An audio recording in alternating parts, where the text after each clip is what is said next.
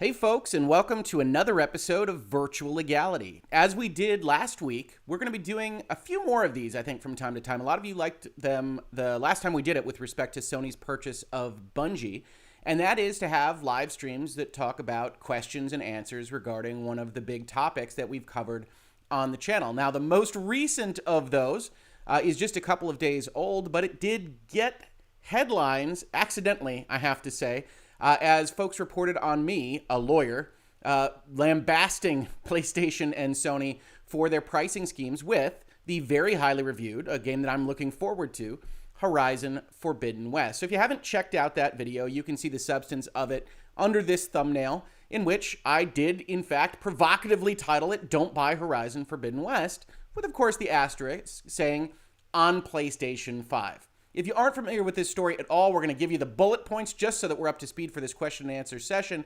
But in all honesty, I do these so that I can help clarify, clear up any ambiguities that you might have from my videos or otherwise, because I think anytime you make any kind of video content or other kind of content, there are things that I'm making assumptions on or otherwise speeding past that folks wound up getting hung up on. And if I can offer a little bit of clarity, I would love to do that. So please consider questions.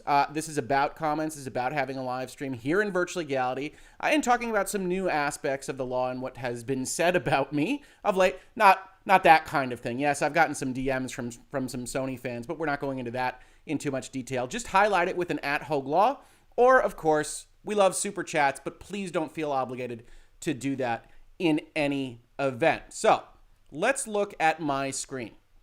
This is the Washington Post article from September 2020, in which Jim Ryan effectively promised that Horizon Forbidden West would have a free upgrade. Now, there's some arguments about whether he did promise that, whether people misunderstood, but the Washington Post article talked about Horizon, talked about Spider-Man Miles Morales, that they're both releasing PS4 versions, and remember that Sony had, before this point in time, marketed the PlayStation 5 as we believe in generations, as a counterpoint to what Xbox and Microsoft was doing with smart delivery and backwards compatibility, etc. We want you to get the full value of your PlayStation 5 purchase. And so, in this context, in 2020, they were going out there and saying, well, you shouldn't be worried. You can get your PlayStation 4 copy. It'll go up to the PlayStation 5 copy, and the PlayStation 5 versions will be glorious. You'll love them. And he said the PS5 versions of those games are built from the ground up to take advantage of the PS5 feature set, and we have an upgrade path for PS4 users to get the PS5 versions for free. Now, later on, they would go out with their pre-order system and not have that free upgrade path. And the reason for this is at least a bit understandable. In the pandemic, Horizon Forbidden West slipped way outside of what any reasonable person would consider the launch window for the PlayStation 5. Now, you might say that the pandemic also extended what we should consider a launch window, because I know there's a lot of you out there that don't have a PlayStation 5 that would otherwise want one because of scarcity, because of supply issues. So maybe that launch window overall should be concepted out to be a little bit bigger. But we know that Gran Turismo 7 is going to come out. It's going to have a $10 upgrade path, not a free one. And we know that because when they updated their pre-order post, they basically have this last paragraph here that says, this is the last one you get.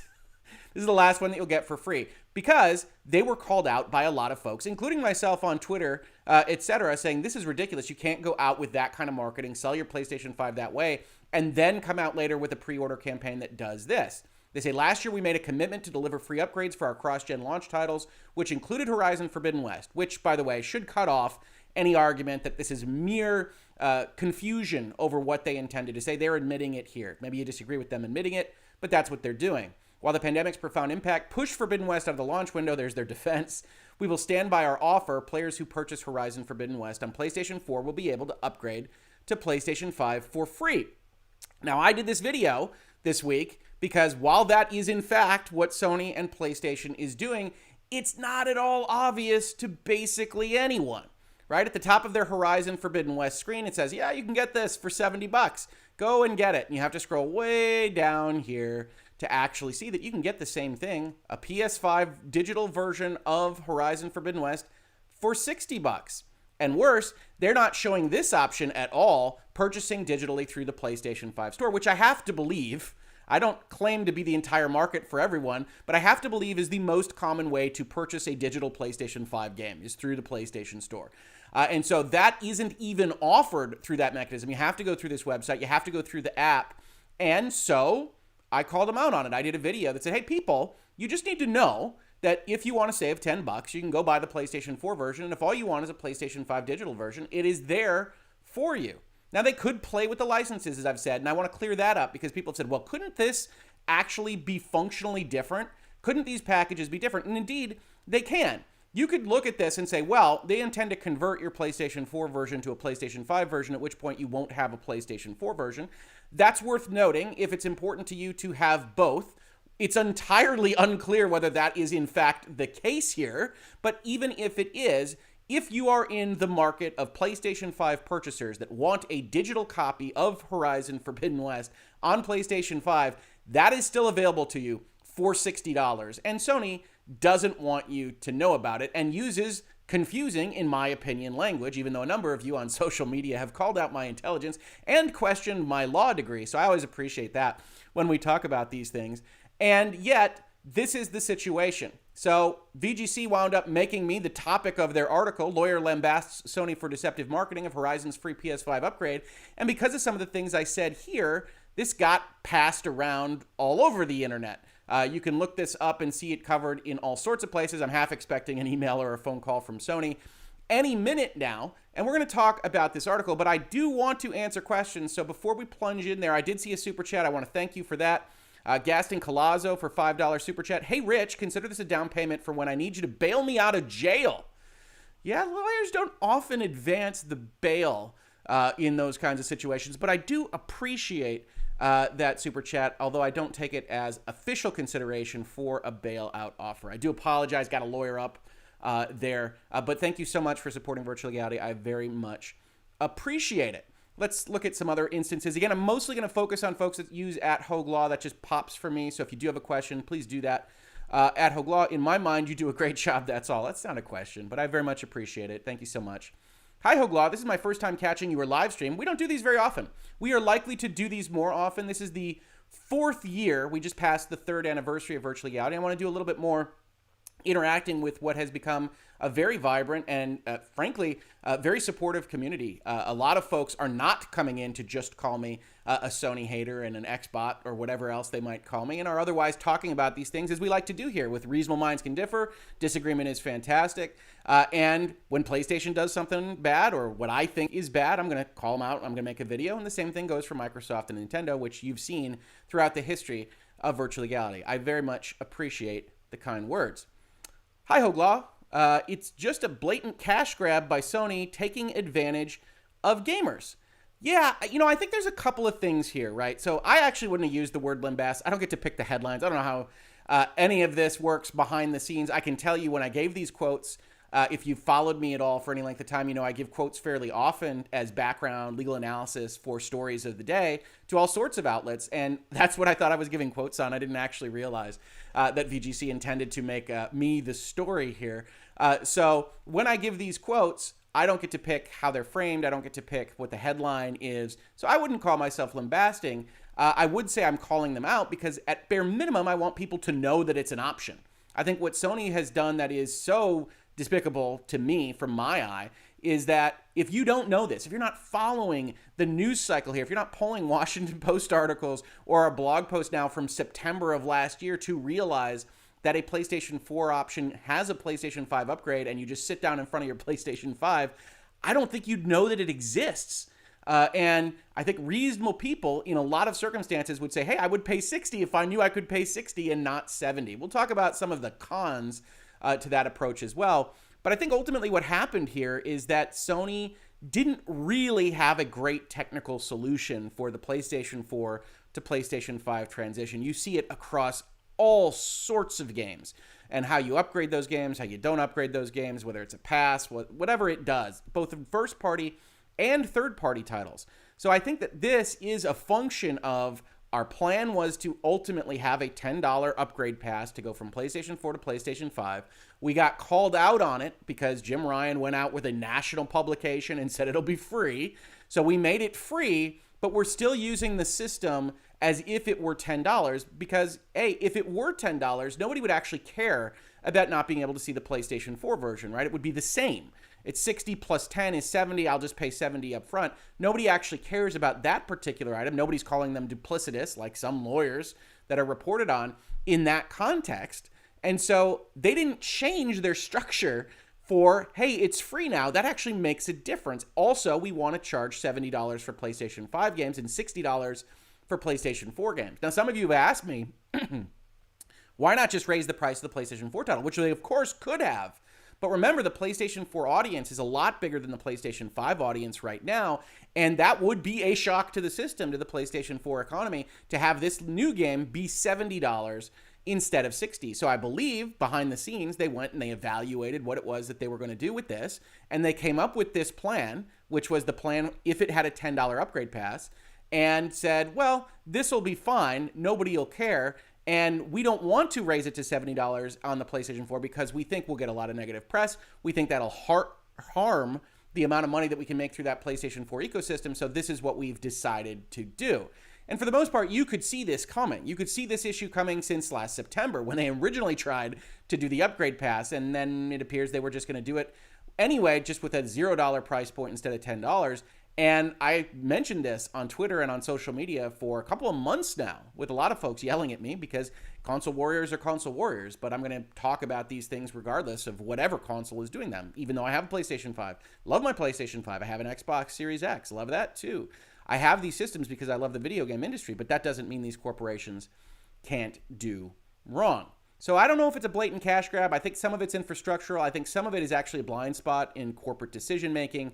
And that kind of goes along with the next thing I wanted to point out, which is a number of you came into the video and said, hey, Rick, I bought the PlayStation 4 version like you said.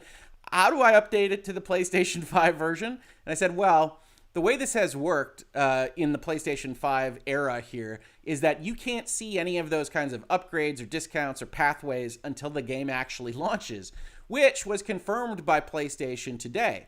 Here's a tweet from a Mark Blundell. I pre-ordered the standard edition of Horizon Forbidden West with the free PS5 upgrade, but on my PS5, I can only download the PS4 version. There doesn't seem to be a way to download the correct version. Ask PlayStation answers, glad to clarify. The game needs to be released for you to be able to upgrade it to the PlayStation 5. You'll need to follow the steps here on this Byzantine help page.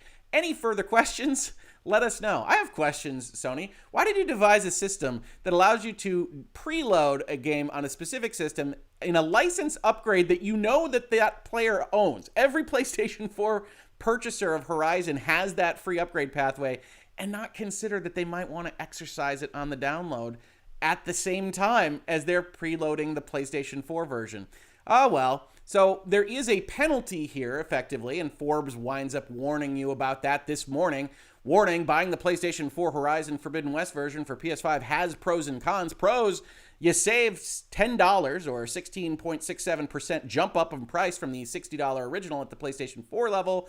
Cons, Sony's backend isn't going to let you actually use that upgrade until the game officially launches. So if you wanted to preload it and play it at midnight or whenever your release time is, you're not going to be able to do that, which is unfortunate, right? You want to be able to play this thing as soon as you can if you're that kind of player. Now, it's not the biggest deal in the world to me. I'll probably still get the PlayStation 4 version, and I will get it, and I will download it whenever it's available to me and move it over to the PlayStation 5.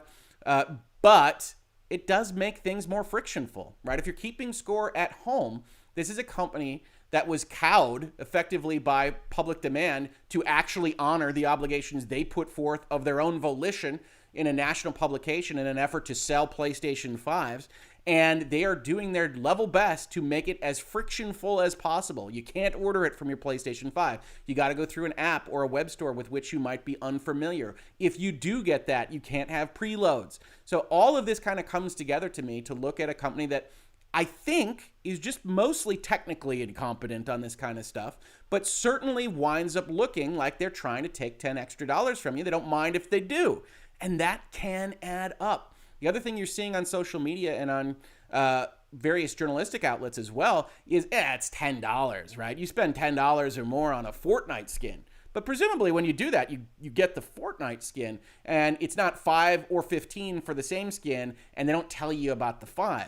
right? That's the issue here, is that kind of duplicity, that obfuscation. And I say that not as the final arbiter of what's deceptive or not. In fact, we've got a quote in this VGC article where I say exactly that. This is why you hate lawyers, is I say things like deceptive or unfair practices are always a bit in the eye of the beholder. So while I can say that I personally feel like this kind of thing crosses the line and appears deceptive on its face, I cannot guarantee that a regulator like the FTC or a judge would feel the same way. As we talk about extensively in virtual legality, a lot of this stuff is effectively ambiguous. And so when we talk about deceptive, what is deceiving? I would argue that sitting in front of your PlayStation 5, not having your ear to the ground on all these various outlets and what they're doing with pricing and saying, hey, I guess it's $70, I'll pay $70, is deceptive when the company is also offering you that product for $60 just in a way that you can't see. So let's continue with a couple of other questions if we have them. First things first, how are you today? I appreciate that, Don Lionheart. I'm well today. We're preparing for an ice storm here in Michigan, so that's always fun. February in the upper Midwest. It's a great time here in the United States. But otherwise, business is good. Channel's doing great thanks to folks like you and sharing it around. Share this around, by the way, since this was so impromptu. I don't really have a lot of lead time up to talking about these things. I have to fit them into my workday and work at the firm. But I'm really well. Looking forward to Horizon. I'm interested in trying out the Cyberpunk Next Gen releases. It really feels to me like that game actually released this week. So I'll be interested in checking that out a little bit more, maybe over the weekend. So I think there's a lot of things to look forward to. And if you don't know, I'm a huge strategy gamer, and I'm very much looking forward to Triangle Strategy coming out in the top of March. I've been playing that demo and enjoying it as well. So thank you for the question. I have no complaints whatsoever as of this day. Ask me another day. I'll have plenty of complaints. At Hoeg Law, this situation became even more interesting as people who chose to buy the PS4 version will have to wait until the release date. Yeah, and I think I just covered that. Is that a tactic or incompetence? I really do think it's technical issues. And once the plan was to do this upgrade pass, it was always going to be $10. It really didn't matter that much. If you wanted the PlayStation 5 version, you just get that version. And whatever back-end cost it would have taken them to change things up here, they didn't want to spend, and they apparently don't mind looking like they're trying to take an extra $10 from those that are uninformed. Will that come back to bite them? I don't know. One of the things I mentioned in another context, I believe it was on Twitter, is that this is not the first time this kind of thing has happened, especially with upgrades and the launch date. If you were to look at, and I can't remember what the subtitle is, I apologize, but the collection of Uncharted remasters, Uncharted 4, and Legacy of Thieves, before it launched, you would have seen it at full price. I want to say it was $40. And I believe you could have spent that $40 actually getting that copy of the game. But if you knew what Sony had marketed, that if you owned either of Legacy of Thieves or Uncharted 4, that it would be an upgrade path at $10, you could wait, and once it launched, it would show up as $10 for you. Now, I don't know how many people might have purchased it at the full price that otherwise would have been entitled to the $10. This is a problem with their system. And, you know, if a class action lawyer or law firm were to look at this and decide to go after them, that's the kind of additional evidence and additional pot they might be going after. It would be anybody that pre-ordered a game that was otherwise entitled to some kind of benefit that Sony was hiding the ball on, right? Because the subheadline here, and this is what was picked up on the internet the most, is Hoeg Law attorney, which I love, says situation could present a possibility of a class action claim. And again, this was a response to, does this present a possibility of a class action claim? So fair enough.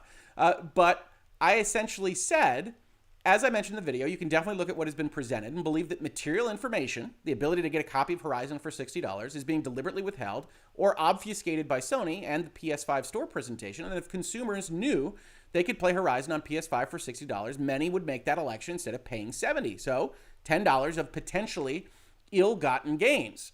I do think that this kind of thing could present a possibility of a class action claim.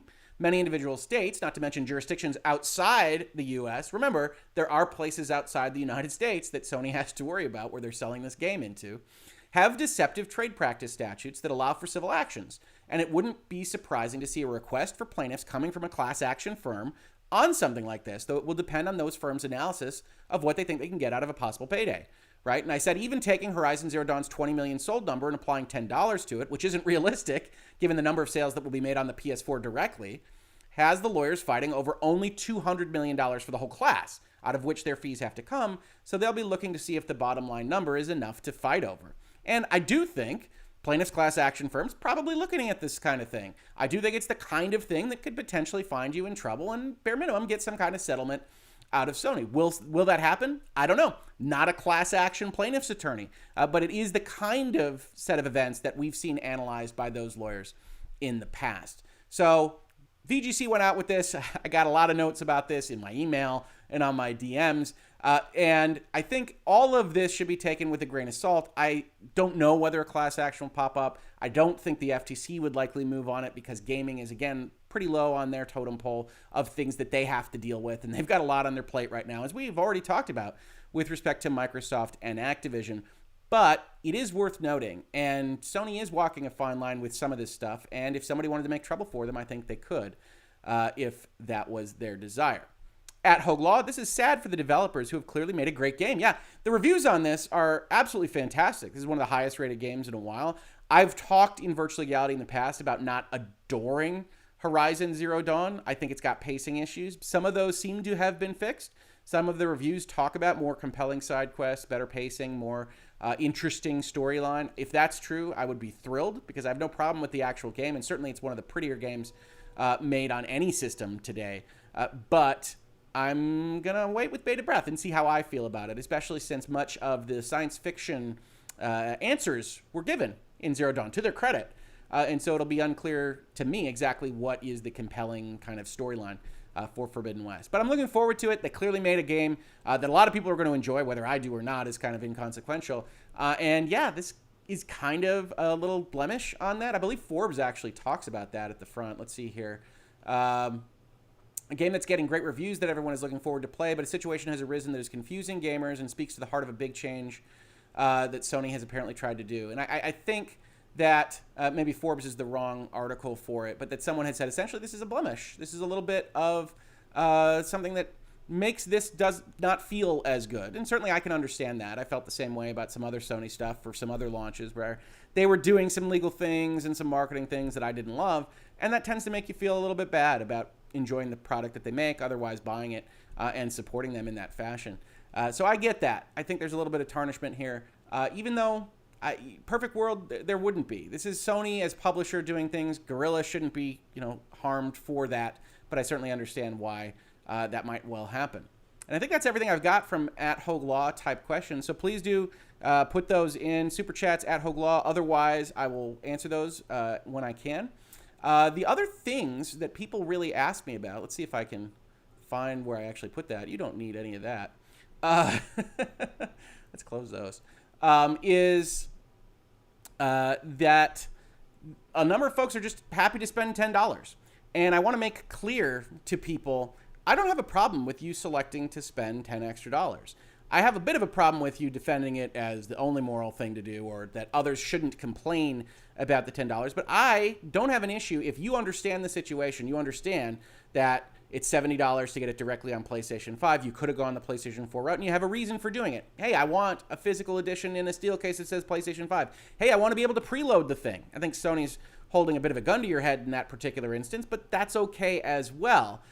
I am more concerned about the people that don't even know that it's an option. And I think Sony has, in some places, done its level best to, at bare minimum, make it a little bit unclear that you have that option. Especially for folks that are going online and saying, hey, I got the PlayStation 4 version. Where in the heck is my PlayStation 5 upgrade? And Sony knows this is the way it works, and Sony's out there on Twitter telling people this is the way it works. But it's entirely unclear. It almost feels like a leap of faith. It feels like one of those instances where a Wario64 or someone else on social media has some kind of pricing error, and you're hoping that the license goes through. And that's not really what's happening here. This is a legitimate sale from Sony.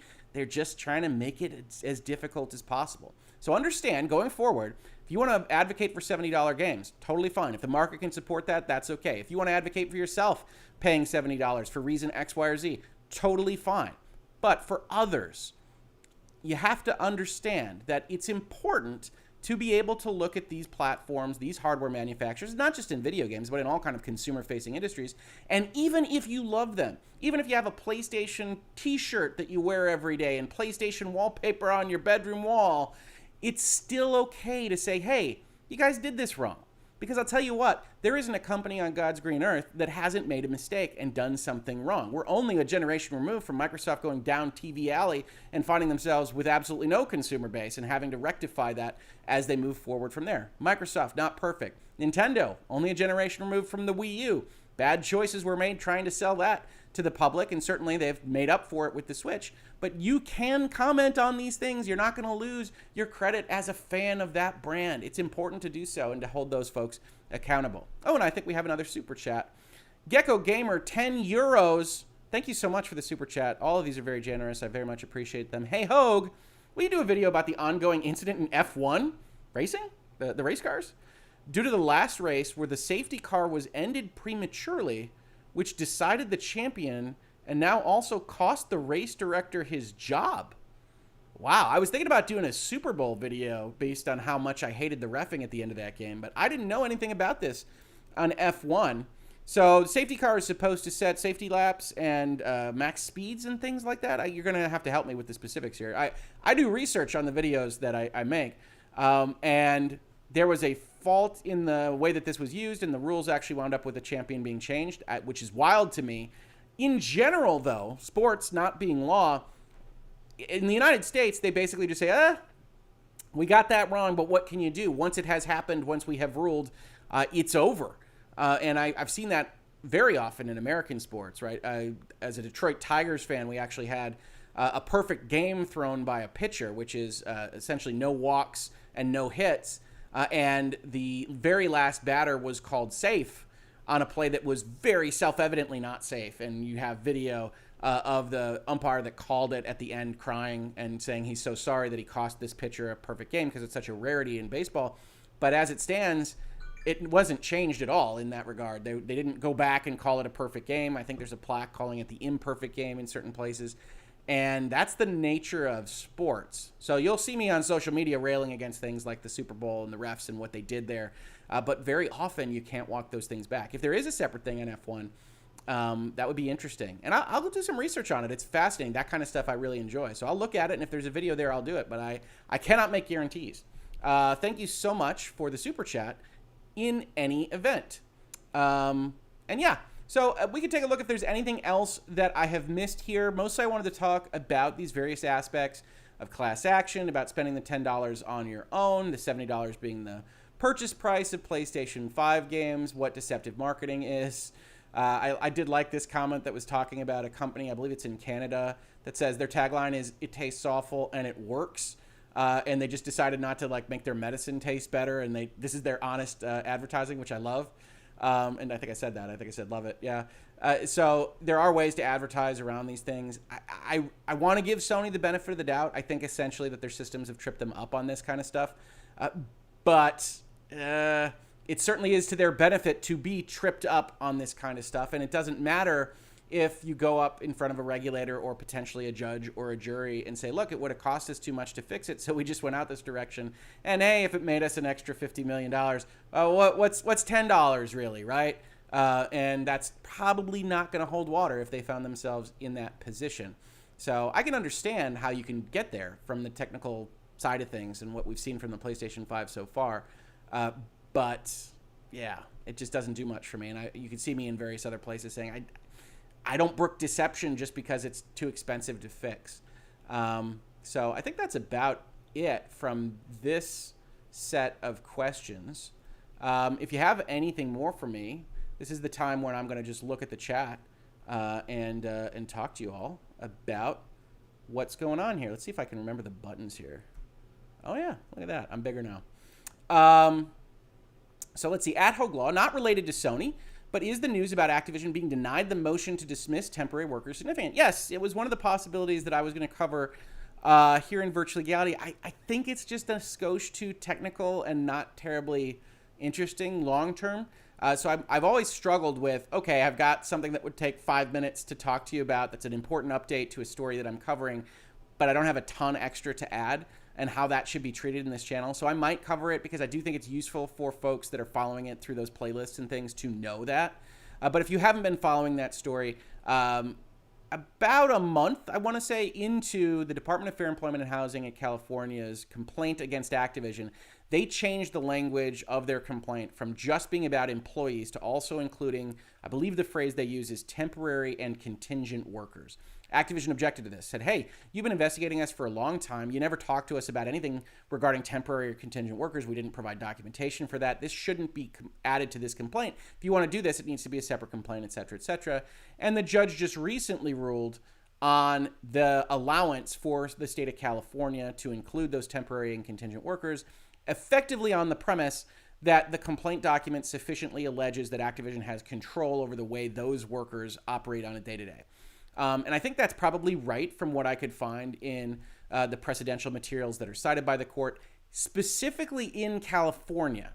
And the important part of that kind of discussion, this is why it was almost a video, as you can probably tell just from this conversation, is that California takes a broader view of what is and is not an employee working for an employer. And with that breadth of view, it's easier for someone to argue, in this case, the state of California itself, that a contract worker, somebody that works through an employee leasing agency or a temporary worker, is not a contractor, but is instead an employee that is entitled to protection under these various different laws. So as of right now, the group of people that are eligible to potentially receive funds, redress from Activision, has increased to not just be full-time employees, but employees that are operating on contract on either a temporary or contingent basis. And that has ramifications for things outside of Activision as well. There are a lot of tech companies in California, a lot of game companies in California that operate on a contractor basis, leased employees, things moving around a lot. And if that is going to be the standard moving forward, and this is pretty early stages, this isn't a precedent or anything, this is just the defeat of a demurrer application, then those tech companies have to take notice. So there is reason to follow this. As it stands right now, from our perspective here in Virtual Legality, it means it's a win for the state of California. It's a bigger class than it otherwise would have been, and that means a bigger possibility of discovery as well moving forward. It's still well away from having anything answered about it. We did get a date preliminarily of when this court case might actually go in, and I believe it's sometime early spring 2023. So we're a long way away from that. Discovery would be a very long-term process. Activision may want to settle. Microsoft may want to settle if their purchase actually concludes before all of that happens. And that's what we're looking at going forward. So might still do a small video. Again, if you want to leave a comment to either this video or another one, talk to me about how you might like to see essentially small updates done. I think you've seen it in this space where I gather them up and I do like 6 or 8 small updates in one video. I've been kind of trying to figure that out throughout the history of the channel. I very much appreciate the question. At Hoeg Law, I didn't know if it was addressed already, but your audio is kind of low, bud. I can't fix that as of right now. It doesn't look like I've got my microphone set at maximum. So turn me up right this second, and then I will check on it after this video, and I will correct it for the next one. Thank you for letting me know. Oh, David Wu with a $15 super chat. Thank you very much for your generosity. On YouTube's reluctance to help its creators, do you think YouTube has a blind spot? Or given current lack of competitors as a pure self-interested business, do YouTube's choices make sense? Well, just by saying YouTube that many times is likely to get me reviewed by someone over at YouTube HQ. They very much do not like it when you have them as the subject matter of their videos. You can actually see certain aspects of your analytics get pushed down and things like that. It's interesting. I would say it's twofold, right? You've got YouTube, massive success. YouTube, part of a bigger company, big tech company in Google, and they have certain aspects of everything that they want done the way that they want it done. And so I think YouTube legitimately has some true believers within its confines that want to do things like censor misinformation as determined by them, to enhance authoritative sources, and yes, from a profit motivation standpoint, to work more specifically for those content creators that make them the most money, which for the most part is big institutional legacy media, trailers, what have you, that go and make millions of views versus, you know, whatever this will get. We got 200 viewers, which is amazing. So thank you so much for checking it out. Please do like, subscribe, share it around, do all that stuff. Got to add the YouTuber spiel.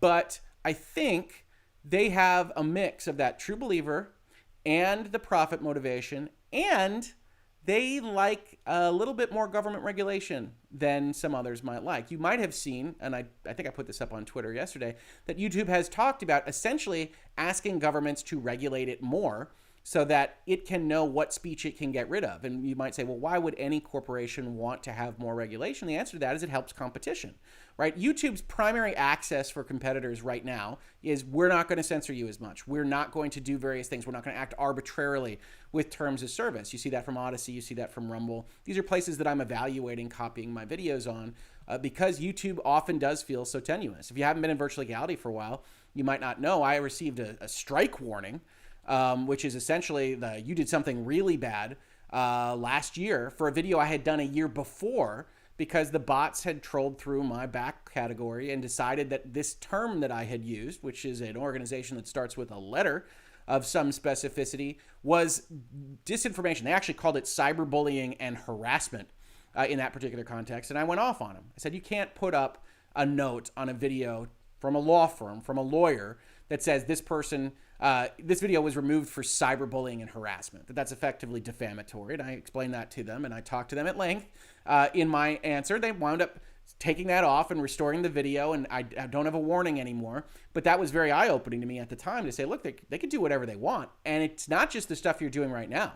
I am fully sure that every video that I've made is in compliance with the terms of service as they existed when I made them. But if they change them tomorrow and then they say, well, let's go look at 630 some odd videos of virtual legality, chances are I am not necessarily compliant with terms that didn't exist at the time that I made those videos.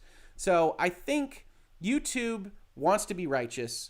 They feel very righteous when they make these kinds of decisions. They don't want to compete on the grounds of free speech or censorship or that particular conversation. So they do talk to the government at length through their CEO or otherwise to potentially see how that can be modified. And I think at the end of the day, they don't really care so much about the folks that aren't making them that much money. They would rather maintain that control rather than give it up just to be the free speech platform or what have you. And that's their choice as a business before we get into whether they're a state actor in governments and things like that. That's their choice, and I respect them for it. I've talked about their terms of service and how they reserve in their contract the right to remove any video for basically any reason that they want, and yet it is fraught. It's perilous, right? Anybody that actually makes their livelihood on here is taking that on themselves. And certainly as I have spent more and more time making YouTube videos, virtual legality, and at the expense of a little bit more time developing clients, otherwise running the law firm, I have become more and more sensitive to that going forward. So great question. Thank you so much for asking. And of course, thank you so much for the super chat.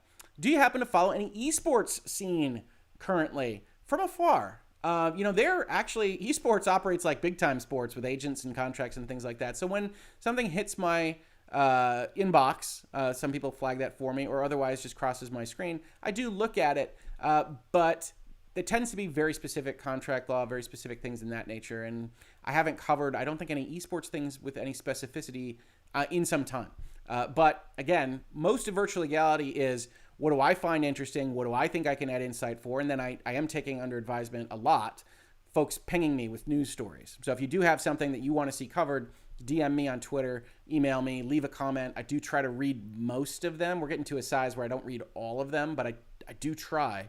And I certainly take under advisement what people seem to be asking for, including this very video is essentially a response to a lot of people, either criticizing me or otherwise asking questions about what the message of this kind of thing actually is. At Hoeg Law, we went a little too fast there. People keep on forgetting that $10 makes a huge difference, especially if you live outside the United States. That is totally fair. Actually, if you go through the comments to my video, one of the things you will see is that separation is even more significant in a bunch of different jurisdictions, and I can't even fathom paying that amount of money. Of course, there are various currency differences that mean that amount of money is not the same in the United States, but certainly there are add-ons that happen in international jurisdictions. And so that difference alone is a more significant amount of money than you might be giving it credit for. So definitely take that under advisement. Great comment. At Hoeg Law, a class action lawsuit against Sony in the Netherlands is quite likely, as there are quite a few investor groups that use those lawsuits to generate money, also due to Gorilla being Dutch. Now, Gorilla doesn't appear, I wouldn't think, to be in charge of this decision-making, but it is totally fair. And again, I don't think that it is a leap of faith that plaintiffs' class action firms in various jurisdictions will be evaluating this. We'll look at this and say, well, can we find a plaintiff? Can we represent this? This is the kind of thing that looks bad for the Sonys of the world and that you might be able to get even a quick settlement from because of how bad it looks. So I have no question that it's being evaluated. My question is primarily whether they wind up actually litigating something that may or may not happen going forward. At Hoeg Law, your audio sounds perfectly clear to me on my phone. Well, I appreciate it. I've got us in the mid-yellow, low-green band here, but I always do try to be responsive to those kinds of things. I appreciate the update on the audio. I'll check it after the video, certainly. At Hoeg Law, is it true that China limits the investment in their country from the U.S.? And here in the U.S., they can buy whatever they want. Really do not like that Tencent is buying everything. Well, whatever they want is probably a little bit too strong. As I've talked about in other spaces, different jurisdictions control all sorts of aspects of who can invest in their jurisdictions, who can own a company, who can run a company, who can be on the board of directors of a company. And the United States is perhaps a little bit more laissez-faire than some of those jurisdictions. But China is, one of the more authoritarian countries on earth. I don't think it's any surprise for me to say that. And so, yes, they take additional controls. They have more hoops to jump through. But if you want to invest in China, generally you can. I've had a number of clients actually do that. And so it wouldn't surprise me if you could as well. Hang on a second. I have to cough.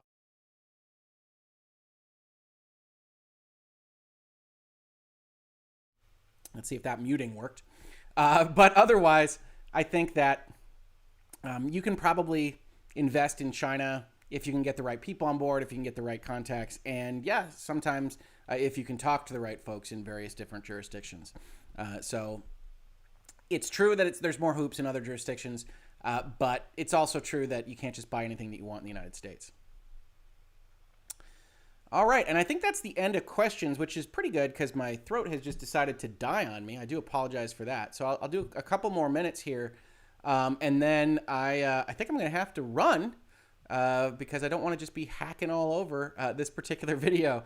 At Hoeg Law, another Sony controversy is Martha is dead. Yep, video here. I don't know if I can actually pull that up because I don't have that ready. But there's a part to this no one is paying attention to. Despite coming to Xbox and the Switch, you can only pre-order the game on PlayStation. Yeah, I mean, I talked about Martha is Dead. This is part of the reason why I got so many nasty grams, I think, is because the Martha is Dead video was immediately before the Don't Buy Horizon Forbidden West on PS5 video. And I don't have it in for Sony. I just think they've made some interesting decisions on these various things, and I think that's the same for Microsoft or Nintendo. But certainly, it being only pre-orderable on the PlayStation is interesting. I tend to think that at least some of this is happening not just because of Sony being overly conservative about what it wants censored, but also because it appears to be the only place that you can buy it on disc. I did do a brief check of various storefronts. It looks like PlayStation 4 and 5 version is the only one that's in hard copy. That can be a part of the story as well. I'm paying attention to it to see if there's any updates that need to be done. But certainly that's one of the things that could potentially be another aspect of the story. Authoritarian, that's putting it mildly. I have to say, I'm not a foreign policy expert, but yeah, China is authoritarian. It's no surprise to anybody. This is why Game Pass is so good. China investment advice, et cetera, et cetera. Yeah. Okay. So this has been Virtual Legality, me answering some questions about one of the big videos today. Please, like you did before in the Sony buying Bungie conversation, leave a comment if you like this format. I always want to get feedback, what could change, what could be different, what you might like to see going forward with this kind of thing. I intend to do more live streams, probably with a better lighting rig at some point, but to be honest, folks, this is just the dark gray Michigan winter light that you're getting. I love my state. I love it to death. I wouldn't change it for anything, but winters are dark and gray. They just are.